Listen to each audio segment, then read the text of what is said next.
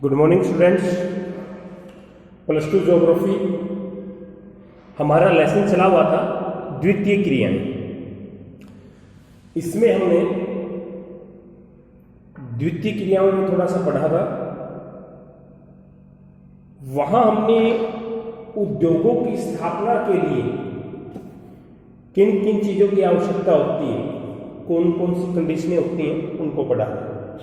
आज हम पढ़ेंगे उद्योगों का वर्गीकरण, कि जो भी उद्योग धंधे हैं इनको हम किस प्रकार किन वर्गों में विभाजित करते हैं। तो सबसे पहले हम देखते हैं उद्योगों का वर्गीकरण। मुख्यतः इनको 5 प्रकार के उद्योगों में विभाजित करते हैं। इसके वर्गीकरण के 5 तरीके अपनाते हैं। सबसे पहला है आकार के आधार पर। आकार का मतलब है उद्योग जो हमने लगा रखा है उसका साइज कैसा है। तो सबसे पहले कुटीर उद्योग। कुटीर का अर्थ होता है झोपड़ी, और ये उद्योग भी इसी प्रकार से है जो छोटी सी जगह में, यानी कि हम अपने घर के अंदर किसी प्रकार का उद्योग शुरू करते हैं, वो कुटीर उद्योग कहलाते हैं।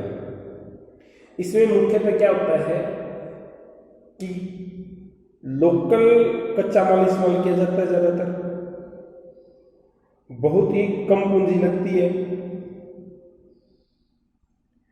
वस्तुओं को अपने घर के अंदर निर्माण करते हैं। उत्पादन की क्षमता जो है वो कम होती है इनकी। बहुत ही छोटे पैमाने पर उत्पादन किया जाता है। इसकी कार्य कुशलता, दक्षता हम जिसे बोलते हैं, वो एक पीढ़ी से दूसरी पीढ़ी में चली जाती है। इसमें मुख्यतः हस्तकर और शिल्पकार के जो उद्योग हैं वो आते हैं, जैसे कुम्हार, बढ़ई, बुनकर, लुहार आदि गृह उपयोगी क्षेत्रों की वस्तुओं को बनाते हैं। उसके बाद है छोटे पैमाने के उद्योग। इनमें थोड़ी बहुत मशीनों का इस्तेमाल किया जाता है, छोटे साइज की मशीनों का इस्तेमाल किया जाता है, लेकिन इनके अंदर पूंजी कुटीर उद्योग से ज्यादा लगती है। उत्पादन भी उससे ज्यादा होता है। इनके माल को व्यापारियों के माध्यम से बाहर बेचा भी जाता है। इनके द्वारा उत्पादित व्यापारियों के माध्यम से बाहर बेचा जाता है। इसमें मुख्यतः जैसे भारत और चीन है, इनमें खिलौने का उद्योग हो गया, चमड़े का उद्योग हो गया। इस प्रकार के उद्योग जो हैं, फर्नीचर का उद्योग हो गया, ये उद्योग छोटे पैमाने के उद्योग हैं। विकासशील देशों में ये उद्योग बहुत बड़ी जनसंख्या को रोजगार देने का कार्य करते हैं। उसके बाद बड़े पैमाने के उद्योग, इनमें भारी उद्योग भी कहा जाता है। इन उद्योगों में पूंजी की लागत भी अधिक होती है और उत्पादन भी अधिक होता है।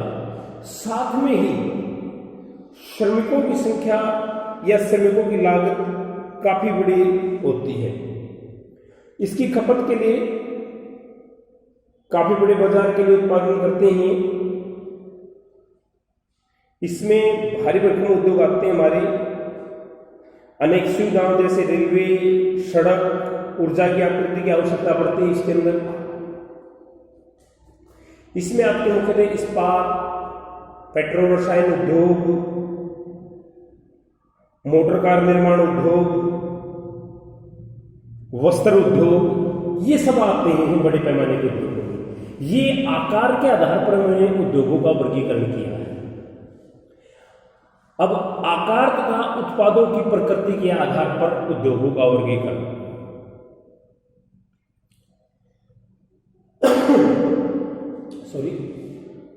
आकार तथा उत्पादों की प्रकृति पर काफी उद्योग हैं जिन्हें हम भारी उद्योग कहते हैं। इनके उत्पाद भी भारी होते हैं और इनकी मशीनें भी भारी होती हैं।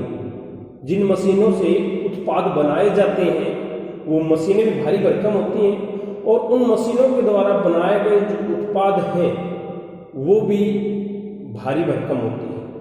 इन उद्योगों को हम भारी उद्योग कहते हैं। बहुत से भूगोलवेत्ता उद्योगों का वर्गीकरण इस आधार पर करते हैं। इसमें आपके भारी उद्योग जो है मुख्यतः कच्चे माल के स्रोत के निकट लगाए जाते हैं। जैसे हमारा रानीगंज का कोयला और इस्पात के जो केंद्र हैं उनके नजदीक ही इस्पात उद्योग की स्थापना। लौह इस्पात उद्योग भारी भरकम उद्योग का सबसे बड़ा एग्जाम्पल है। उसके बाद है हल्के उद्योग। ये सामान्य छोटे पैमाने के उद्योग हैं। इनके उत्पाद भी ज्यादा वजनदार नहीं होते हैं और इनके उत्पादन की मात्रा भी कम होती है। भारी भरकम उद्योग जो है उसमें जैसे हमने इस्पात उद्योग की कहा या कपड़े का उद्योग भी कहते हैं, उद्योग जो बड़ी बड़ी मिलें लगती हैं। लेकिन हल्के उद्योगों में कपड़ा उद्योग की छोटी मिल आ जाएंगी जहां सीमित मात्रा में ही उत्पादन होता है। दूसरी चीज है कि जो हल्के उद्योग हैं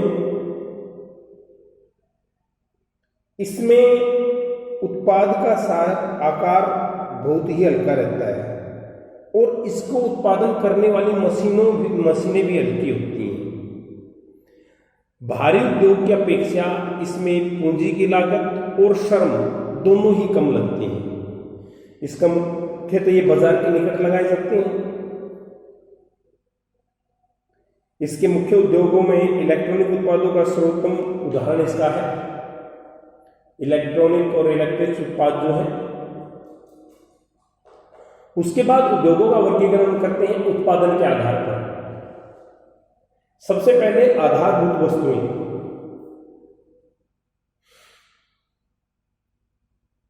आधारभूत उद्योग उन्हें कहते हैं जिनके उत्पादों का प्रयोग अन्य उद्योगों में किया जाता है।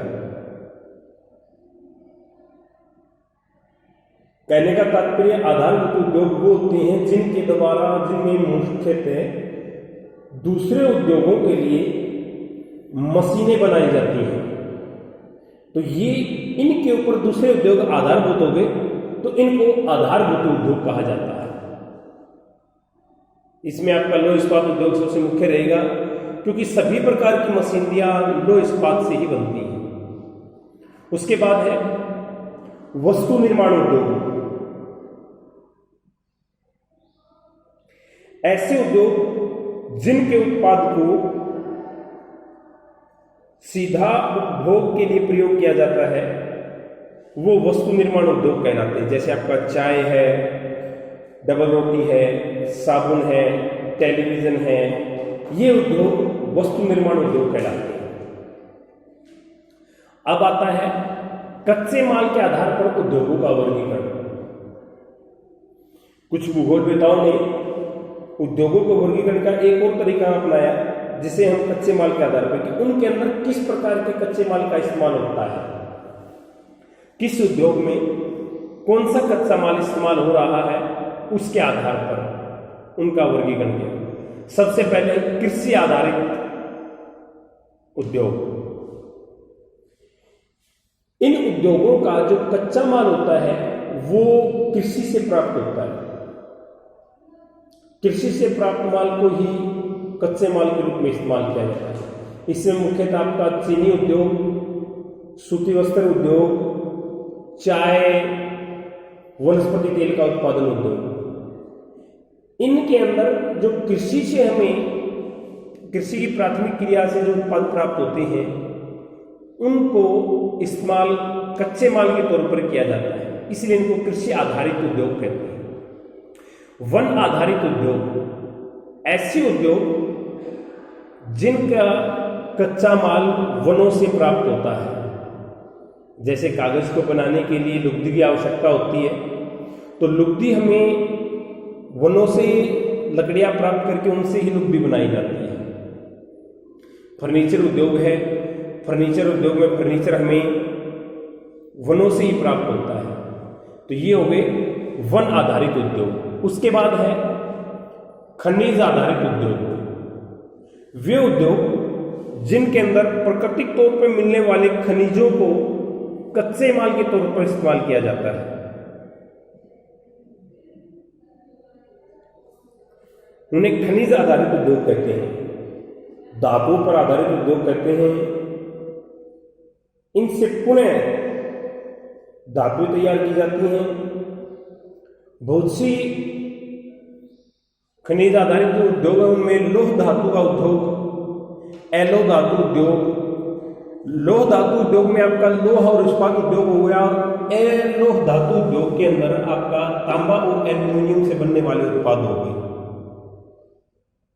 जिन उद्योगों के अंदर प्रकृति से मिलने वाले खनिजों का इस्तेमाल किया जाता है वे खनिज आधारित उद्योग कहलाते हैं।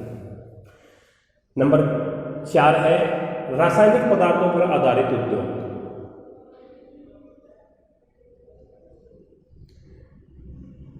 प्राकृतिक तौर पे जैसे हमें पेट्रोल रसायन मिलता है, उसका इस्तेमाल कच्चे माल के तौर पर करने वाले उद्योग रासायनिक उद्योग कहलाते हैं। इसके अंदर रासायनिक आधार पर जो भी प्रोडक्ट तैयार किए जाते हैं वे सभी आ जाएंगे। जैसे आपका पेट्रोल रसायन उद्योग हो गया, कृत्रिम रेशे का उद्योग हो गया, दवाइयों का निर्माण हो गया। इस प्रकार के जो उद्योग हैं ये सारे के सारे रासायनिक पदार्थों पर आधारित उद्योग कहलाते हैं। नमक, खनिज तेल, गंधक, पोटास, इन रसायनों से जो उद्योग चल रहे हैं, जो इनको कच्चे माल के तौर पर इस्तेमाल करते हैं, वो रासायनिक पदार्थों पर आधारित उद्योग कहलाते हैं। नंबर 5 है स्वामित्व के आधार पर उद्योगों का वर्गीकरण। उद्योगों को स्वामित्व तथा प्रबंधन के आधार पर सरकारी, सार्वजनिक, निजी और संयुक्त क्षेत्र इनमें विभाजित किया जाता है। सबसे पहले सार्वजनिक क्षेत्र, जो सरकार के द्वारा लगाए जाते हैं उद्योग या जिनका स्वामित्व सरकार के पास होता है, वे सार्वजनिक क्षेत्र के उद्योगों की संज्ञा दी जाती है। राज्य या सरकार ही ऐसी इकाइयों की स्थापना तथा संचालन करती है। किसी एक व्यक्ति या एक व्यक्ति समूह के द्वारा चलाए जाने वाले उद्योग निजी उद्योग कहलाते हैं। उनका स्वामित्व, उनका प्रशासन या तो किसी पर्टिकुलर एक ही व्यक्ति या व्यक्तियों के समूह के पास होता, वो कहलाते हैं आपके निजी उद्योग। उसके बाद है संयुक्त उद्योग। ये उस प्रकार के उद्योग होते हैं जिनमें कुछ स्वामित्व सरकार का और कुछ निजी क्षेत्र का, दोनों का मिक्सअप होकर जो उद्योग चलते हैं वो संयुक्त क्षेत्र के उद्योग कहलाते हैं। यह आपका उद्योगों का वर्गीकरण था। आगे इसमें किस क्षेत्र में कौन से उद्योग लगे हुए हैं, विश्व में कौन सा क्षेत्र किस उद्योग का मुख्य क्षेत्र है, नेक्स्ट वीडियो में इसके बारे में हम पढ़ेंगे। Thank you, have a nice day.